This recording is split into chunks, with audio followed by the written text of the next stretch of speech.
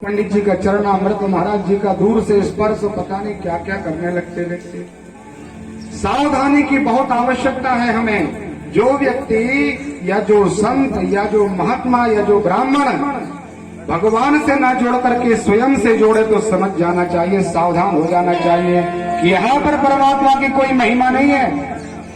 हम लोग एक डाकिया की तरह है, पोस्टमैन की तरह। हम लोग केवल संदेह बाहर करें, किसका संदेश कहां से आया, कहां देना, केवल इतना काम है हम लोगों का, और बहुत बड़ा कोई काम नहीं। इसलिए बड़ी सावधानी से रहना चाहिए। पौंड्रक नाम का एक बहुत बड़ा राजा अब स्वयं को वासुदेव पौंड्रक कहने लगा। काशी धाम के राजा को इकट्ठा किया और बहुत प्रचार किया। बिना प्रचार के पब्लिसिटी नहीं होती। बहुत पूजने लगे महाराज, जय जयकार होने लगी, आनंद से महाराज का चढ़ावा आने लगा, आधा आधा बंटने लगा। आधा काशीराज ने लिया और आधा पौंड्रक को प्राप्त होने लगा। बहुत जय जयकार हुई अपने क्षेत्र। अब इसको लोभ बढ़ा तो इसने विचार किया कि यदि द्वारिकाधीश को भी अपने हाथों में अर्पण कर लें, द्वारिकाधीश को परास्त कर दें, तो संसार में अपनी दिग्विजय हो जाएगी, जय जयकारों की बहुत चढ़ावा चढ़ेगा। एक दूत के लिए निमंत्रण दिया, भगवान के पास पहुंचा।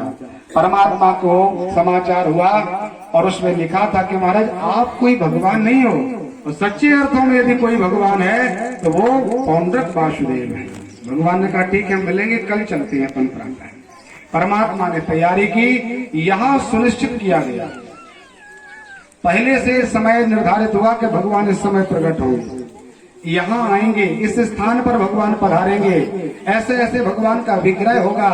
तो जिसके पास न्यूनता हो वो चमत्कार करता है, और जिसके पास बहुत धन, बहुत विद्या, बहुत सुंदर उसके अंदर यदि संस्कार है तो वो समभाव में रहता, वो चमत्कार नहीं दिखाता। यहाँ इसने दो हाथ तो लगे थे, दो और लगवा लिए, और एक नकली यंत्र बनाया मोर जैसा, जैसे बिल्कुल गरुड़ जैसा दिखाई दे। लक्ष्मीकांत बन गया, शंख चक्र पद्म गदा आदि धारण कर लिए, वक्षस्थल नकली बना लिया, गरुड़ का एक सुंदर सा यंत्र बनाया।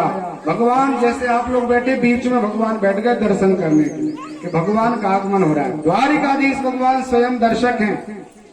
यहाँ सुंदर समय आया और काशीराज ने विचार किया, सब सावधान हो जाइए, हाथ जोड़ लीजिए, भगवान का आगमन होने वाला है। और ऊपर देखा तो महाराज नकली गरुड़ पर बैठ करके पौंड्रक चला रहा है। काशीराज ने जोर से आवाज लगाई, बोलिए पौंड्रक भगवान की। बहुत बढ़िया, कितने लोगों ने जयकार लगाया है? बहुत, थोड़ा हाथ उठा के बता दीजिए।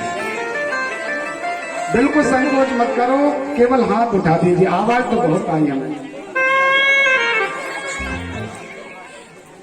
ऐसी भोली भाली जनता रहती है, पंपलेट देखे, फ्लैक्स देखे और तत्काल जय हो। हम आध घंटे से कथा सुना रहे हैं आपको कि वो भगवान नहीं था। और मैंने नहीं बोला, ने सुखदेव स्वामी ने बोला, मैंने ये कहा था कि काशीराज ने कहा कि बोलिए पौंड्रक भगवान।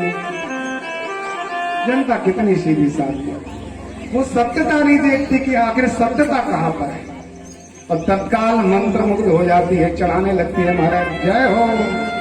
इसलिए साधक के लिए बड़ी सावधानी की आवश्यकता है कि नकली और असली क्या है, पहले उसका परीक्षण करें, इसके बाद कोई कार्य करें। मैंने द्वितीय दिवस की कथा में आपको समझाया था कि जहाँ पर भगवान कृष्ण, राम, शिव, दुर्गा, भगवान गणेश, रामायण, गीता और महाभारत ग्रंथ आदि का जहाँ पर अपमान किया जाता हो, तत्काल उस सभा का त्याग कर देना चाहिए। यदि आप अपना भला चाहते हो, भगवान की प्रभुता में कोई कमी नहीं। आप कितनी गालियां दे दो, आप कितना भी कह दो कि भगवान ब्रह्म नहीं है, तो परमात्मा की ब्रह्मता में कोई न्यूनता नहीं होती। जैसे कोई गांव का व्यक्ति कहे कि महाराज राष्ट्रपति नाम की कोई वस्तु नहीं है, राष्ट्रपति होता ही नहीं, और यदि राष्ट्रपति है तो बूढ़ा खेरा आकर के कहे हमसे कि हाँ महाराज हम राष्ट्रपति हैं। राष्ट्रपति विचार करता है कि ऐसे आप 1000 लोग भी कहो कि राष्ट्रपति नहीं है, तो मेरे राष्ट्रपति पद में कोई न्यूनता होने वाली नहीं। ऐसे ही परमात्मा का कोई कितना भी कहे कि भगवान है कि नहीं है, कि गालियां कुछ भी कहे, भगवान तो नित्य निवास परमात्मा का अनंत काल से है, आज है और अनंत काल तक परमात्मा का रहने वाला है। उनकी प्रभुता में कमी नहीं होगी, लेकिन हमारा सब बिगड़ जाएगा। एक तो ये लोग बिगड़ेगा और अंत में परलोक भी महाराज अपना बिगड़ जाएगा। तो पता नहीं कितना जन्म इस समय को लेने के लिए हमें आना पड़ेगा। इस समय बार बार मिलने वाला नहीं। जैसे परीक्षा में सप्लीमेंट्री आ जाती है, 5 विषय आपने पास कर लिए, 1 विषय में आप फेल हो गए, तो शिक्षक कहता है कि देखिए आपने इतना तो तैयारी की, इतना आपने पुरुषार्थ किया, पढ़ाई की कि आपने 5 विषय कंप्लीट कर लिए। अब बिल्कुल बहुत कम आपकी आवश्यकता है तैयारी की, 28 नंबर मिल गए, 5 की तैयारी होना है। इसलिए थोड़ी सी तैयारी और कर लेंगे तो आप कक्षा उत्तीर्ण हो जाएंगे, आप 9वीं से 10वीं में पहुंच जाएंगे। ऐसे ही हमारी भी ये सप्लीमेंट्री की परीक्षा है और कुछ नहीं है। हमने 84 लाख योनियों रूपी परीक्षाओं को हमने देकर के पास कर दिया। अब केवल एक सप्लीमेंट्री अपनी ये जो चल रही है, ये केवल सप्लीमेंट्री। इसमें हम थोड़ा सा भी यदि भान करके परमात्मा के पाद पद्मों का आश्रय लेंगे तो निश्चित रूप से हम कक्षोत्तीर्ण हो जाएंगे।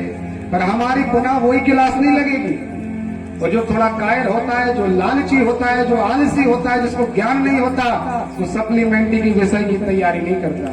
तो फिर उन्हीं क्लास में जो अपने इसके जूनियर थे उसके साथ बैठ करके स्वयं का अपमान पाता है और फिर से 1 साल की वही पढ़ाई, फिर से पढ़ाई करो महाराज। ऐसे ही आज हम यहाँ पर विराजे हैं, हमारा अभी अवसर है, आप चाहें तो बन सकते हो कुछ भी।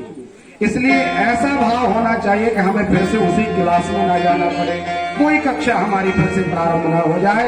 इसलिए बड़े सावधानी के साथ भगवान का भजन करें, परमात्मा का आनंद लें, गोविंद का ध्यान करें, इससे बड़ा कोई लाभ नहीं सकता। कोई लिया बोली रे